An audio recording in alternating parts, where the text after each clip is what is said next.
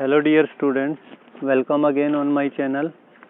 In my previous video, I have explained chapter 1 of history, and the title of the chapter is Tracing Changes Through 1,000 Years.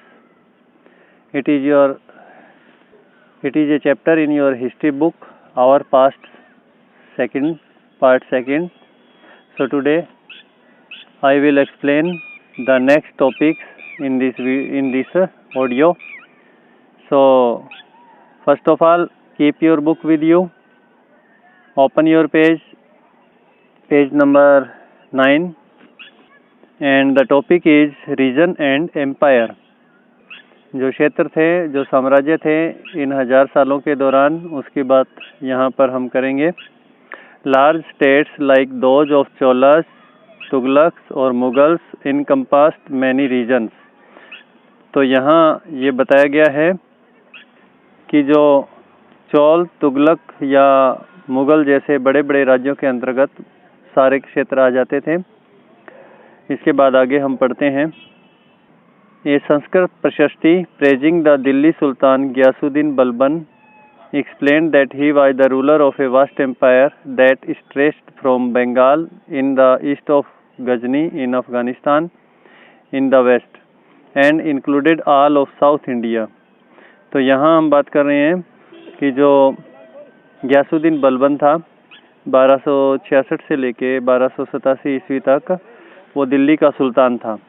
उसकी प्रशंसा में एक संस्कृत प्रशस्ति लिखी गई थी और इस संस्कृत प्रशस्ति में उसे गयासुद्दीन बलबन को एक विशाल साम्राज्य का शासक बताया गया है जो पूर्व में बंगाल से लेकर पश्चिम में अफगानिस्तान के गजनी तक फैला हुआ था और दक्षिण भारत भी इसमें आ जाता था. इतने विशाल साम्राज्य का उसे शासक बताया गया है. इसके बाद आगे है people of different regions Gaur, Andhra, Kerala, Karnataka, Maharashtra and Gujarat apparently fled before his armies. तो कहते हैं कि गौड़, आंध्र, केरल, कर्नाटक, महाराष्ट्र और गुजरात आदि भिन्न भिन्न क्षेत्रों के जो लोग थे वो उसकी सेना के आगे पलायन कर जाते थे. तो इसके बाद historians regard these as exaggerated claims of conquest.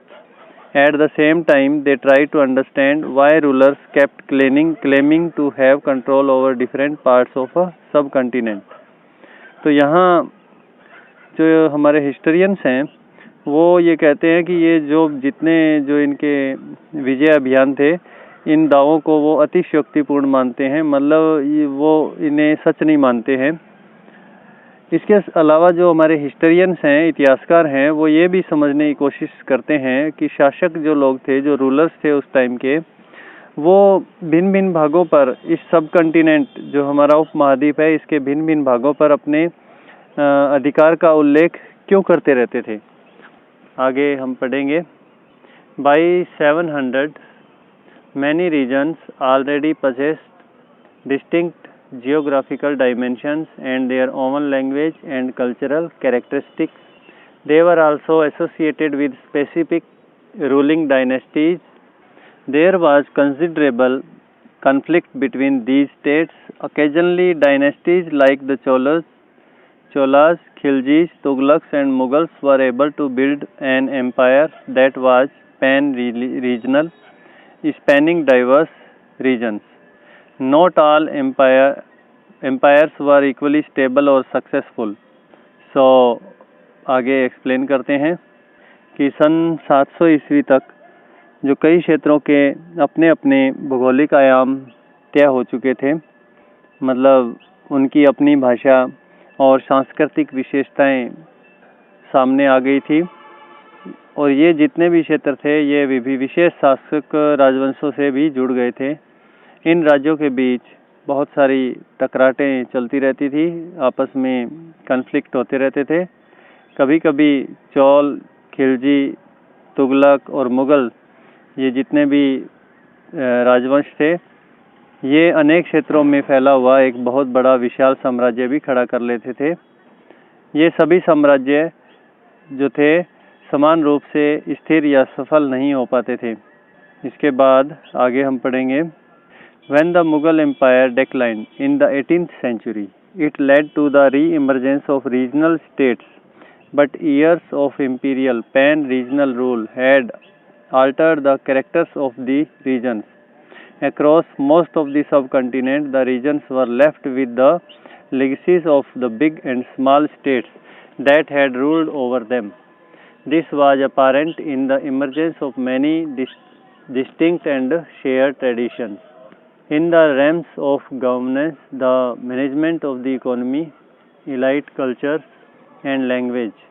Through the 1,000 years between 700 and 1750, the characters of different regions did not grow in isolation.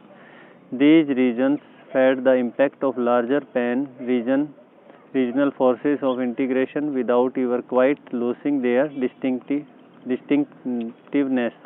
तो यहाँ ये बताया गया है कि सन जो 700 से लेकर के 700 तक कई क्षेत्रों के अपने अपने, तो यहाँ ये बताया गया है कि 18वीं सदी में मुग़ल वंश का पतन हो रहा था। इस कारण से छोटे छोटे जो क्षेत्रीय राज्य थे वो सामने आने लगे थे, लेकिन इतने सालों से जो सर्व क्षेत्रीय साम्राज्यों का शासन चल रहा था उससे क्षेत्रों की प्रकृति बदल गई थी। उन पर कई छोटे बड़े राज्यों का शासन चलता रहता था और उन राज्यों की बहुत सी बातें इस उपमहाद्वीप के अधिकतर भाग पर फैले इन क्षेत्रों को विरासत में मिली थी। इस तथ्य का पता हमें उन कई परंपराओं से लगता है जो इन क्षेत्रों में उभरी थी। इन परंपराओं में कुछ एक दूसरी से भिन्न और कुछ एक समान हैं। ऐसी परंपराएं हमें प्रशासन, अर्थव्यवस्था के प्रबंधन, उच्च संस्कृति तथा भाषा के संदर्भ में मिलती है। सन 700 से लेकर 1750 के बीच के 1000 वर्षों में इन विभिन्न क्षेत्रों की प्रकृति एक दूसरे से कटकर अलग अलग नहीं बनती थी। हालांकि उनके चरित्र की अपनी विशेषताएं बन रही थी, मगर समन्वय की सर्व क्षेत्रीय ताकतों का प्रभाव भी उन पर पड़ा था। अब हम आगे बात करते हैं। हमारे नया एक टॉपिक है ओल्ड एंड न्यू रिलीजन्स, पुराने और नए धर्म। The 1,000 years of history that we are exploring witnessed major development in religious traditions. People's belief in the divine was sometimes deeply personal, but more usually it was collective. Collective belief in a supernatural agency.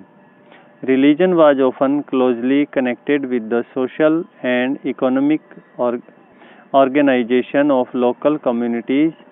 As the social worlds of these groups altered, so too did their beliefs. तो यहाँ हम बात कर रहे हैं पुराने और नए धर्म की, और ये जो 1000 साल का समय है जिसकी कि हम यहाँ पर पड़ताल कर रहे हैं, इस दौरान धार्मिक जो परंपराएं थी उनमें कई सारे परिवर्तन आए। दैविक तत्व में मतलब ईश्वर में लोगों की आस्था कभी कभी व्यक्तिगत स्तर पर होती थी, मगर आम तौर पर इस आस्था का स्वरूप सामूहिक होता था।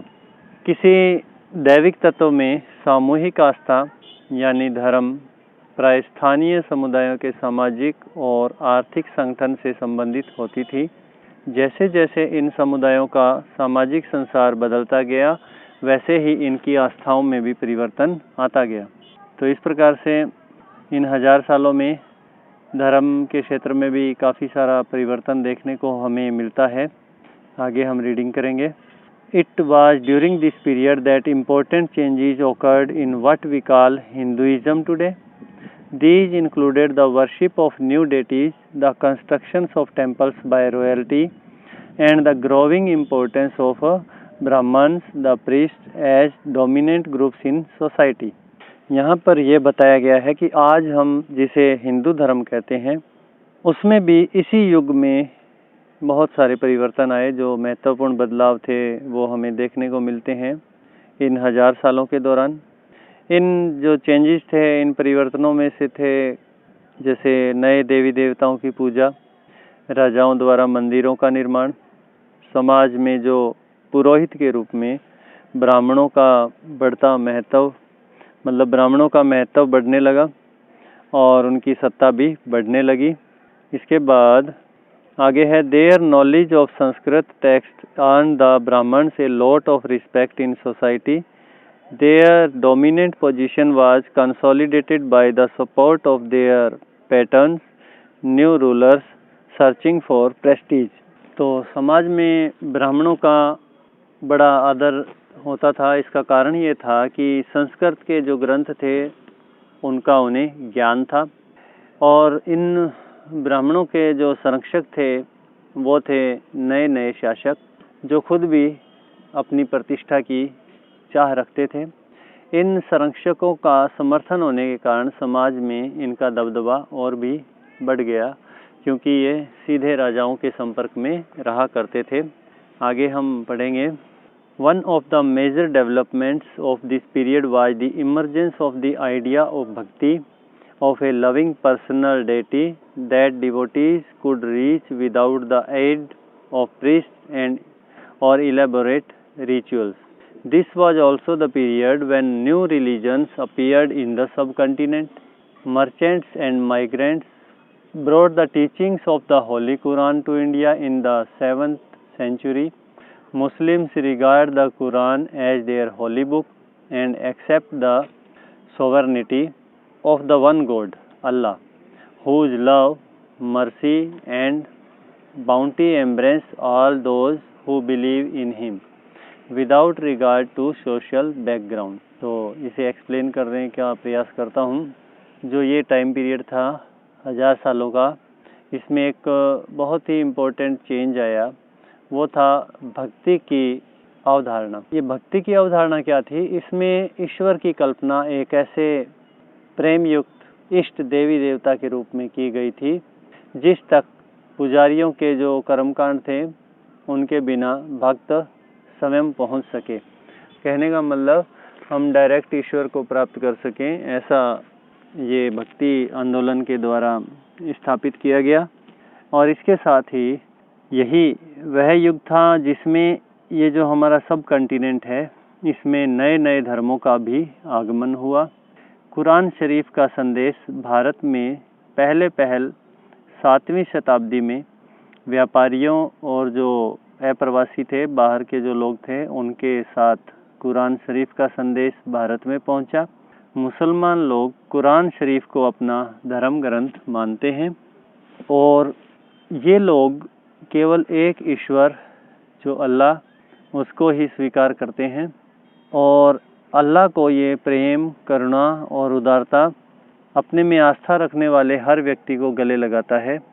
ऐसा वो मानते थे कि अल्लाह है वो प्रेम, करुणा और उदारता और उसमें आस्था रखने वाले हर व्यक्ति को गले लगाता है, चाहे उस व्यक्ति की सामाजिक पृष्ठभूमि कुछ भी रही हो।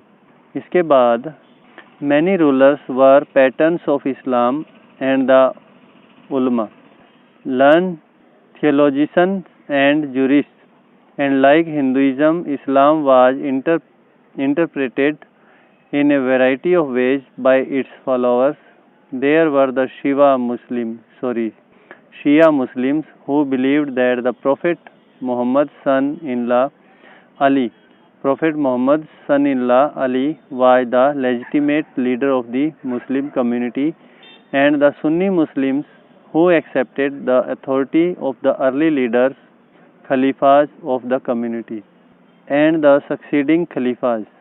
There were other important differences between the various schools of law and in theology and mystic traditions। आगे हम बात करते हैं, एक्सप्लेन करते हैं। कई जो रूलर्स थे वो इस्लाम और उसके जो विद्वान धर्मशास्त्री थे और जो न्याय शास्त्री थे जिन्हें उलेमा कहा जाता था, तो उलेमा को संरक्षण देने का काम कई एक शासकों ने किया। हिंदू धर्म की भांति इस्लाम के अनुयायी जो इस्लाम को मानने वाले लोग हैं वो भी अपने धर्म की अलग अलग तरह से व्याख्या करते थे। मुसलमानों में भी कुछ शिया थे। ये जो शिया लोग थे वो पैगंबर साहब के दामाद अली को मुसलमानों का विधि सम्मत नेता मानते थे और कुछ लोग सुन्नी थे जो खलीफाओं के प्रभुत्व को स्वीकार करते थे। इस्लाम के आरंभिक दौर में इस धर्म का नेतृत्व करने वाले खलीफा कहलाते थे। मतलब इस्लाम जब शुरुआत में आया था, शुरू में, तो इस धर्म का जो नेतृत्व करते थे उन्हें खलीफा कहा जाता था और आगे भी इनकी परंपरा चलती रही।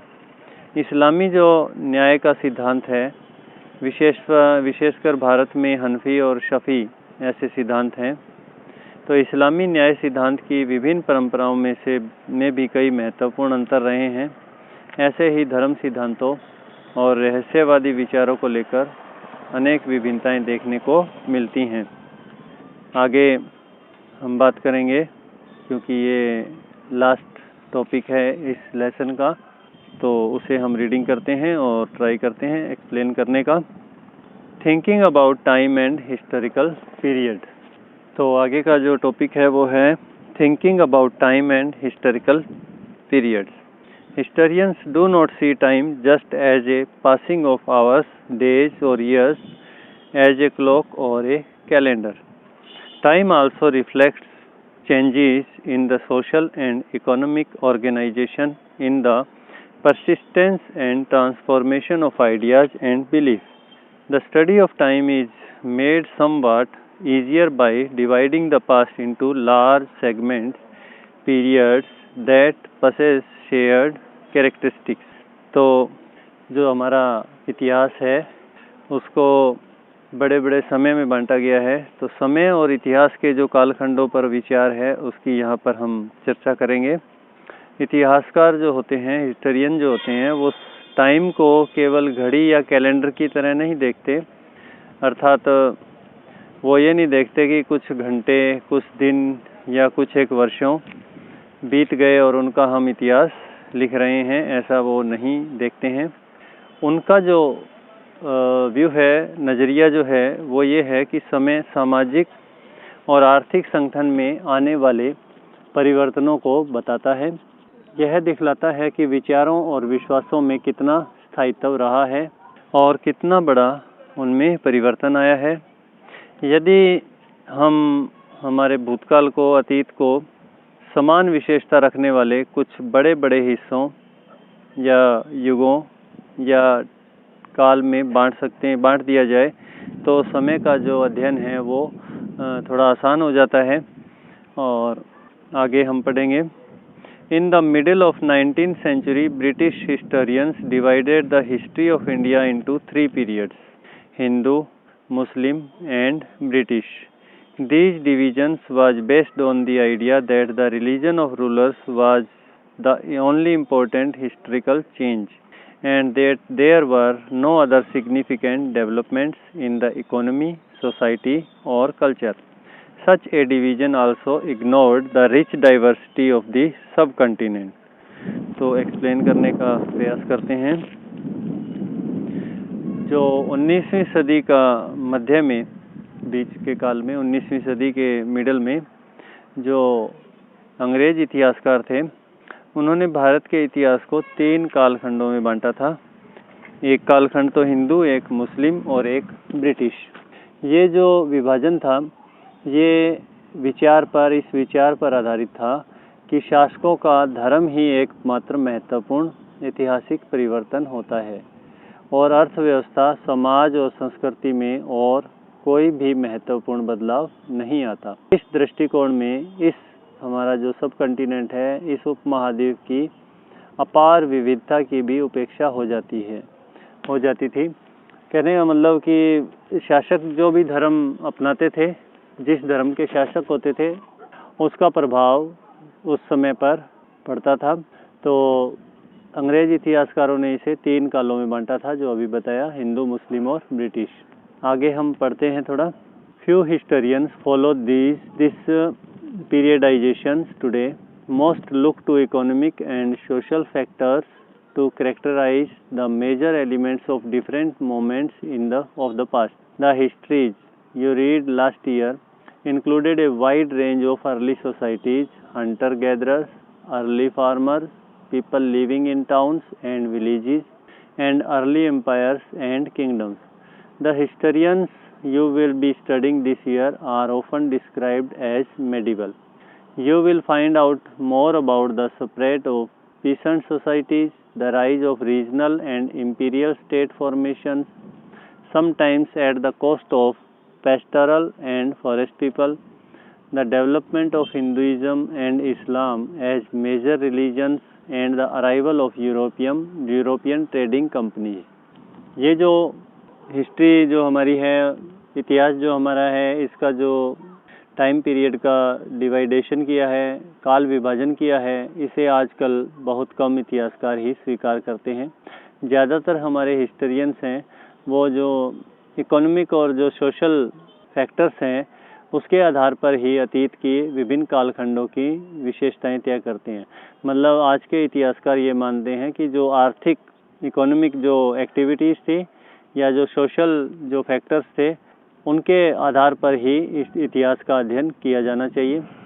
पिछले वर्ष आपने इतिहास को पढ़ा था, उसमें जो प्राचीन समाज था उसमें कई प्रकार का समावेश था, जैसे शिकारी थे, हंटर्स थे, और शुरुआत के दौर के जो खेतीबाड़ी करने वाले लोग थे, शहरों और गांवों के निवासी थे, और प्रारंभिक जो दौर था, शुरुआती जो दौर था इतिहास का, उसके राज्य और साम्राज्य थे।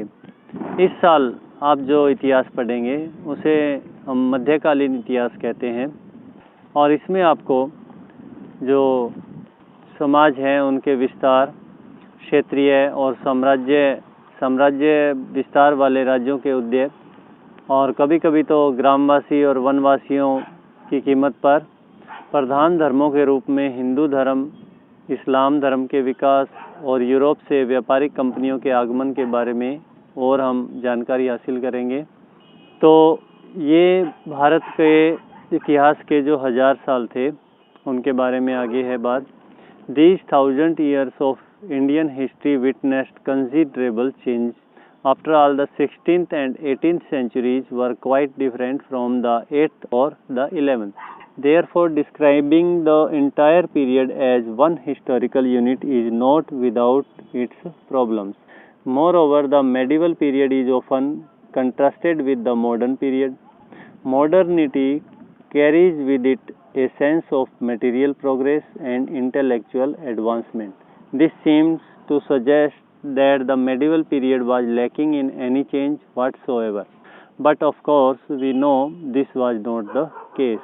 तो भारत के जो हिस्ट्री है, इंडिया की जो हिस्ट्री है, उसके ये जो 1000 साल है उनमें बहुत सारे बदलाव आए, और आखिरकार 16वीं और 18वीं शताब्दियाँ 8वीं या जो 11वीं शताब्दी थी उससे काफ़ी भिन्न थी, बहुत अलग थी। इसीलिए इस सारे काल को एक ऐतिहासिक इकाई के रूप में देखना समस्याओं से खाली नहीं है। ये जो मेडिवल पीरियड है, मध्यकाल की तुलना प्राय आधुनिक काल से भी की जाती है। तो आधुनिकता के साथ भौतिक जो हमारी उन्नति है, भौतिक और बौद्धिक जो प्रगति का भाव जुड़ा हुआ है। मतलब आधुनिक कैसे हुए हम, हमारी भौतिक उन्नति हुई और बौद्धिक प्रगति हुई। तो इससे जो मीनिंग ये निकलता है कि जो मेडिवल पीरियड था, मध्यकाल था, वो रूढ़िवादी था और उस दौरान कोई परिवर्तन हुआ ही नहीं। लेकिन ये बात सच नहीं है और हम जानते हैं कि ऐसा बिल्कुल नहीं था। उस समय भी काफ़ी सारे परिवर्तन आए। आगे पढ़ते हैं।